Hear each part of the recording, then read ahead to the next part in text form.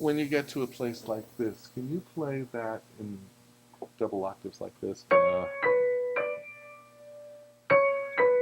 Down in the left hand where it's written in 2 octaves higher in the right hand. Merge the sounds of the two hands.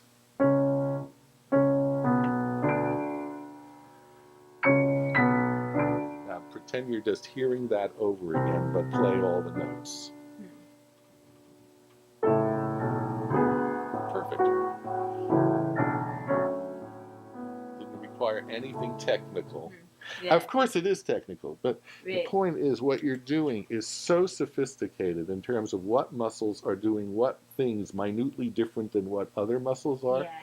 that it's almost impossible to quantify. Yeah. But if you have a principle in your mind, which is, I just played this, and I'm just going to pretend I hear that again, Yeah. exactly the same way, and sort of ignore what I really... then that, for some reason, makes all the coordinations of the muscles happen. Huh. Yeah.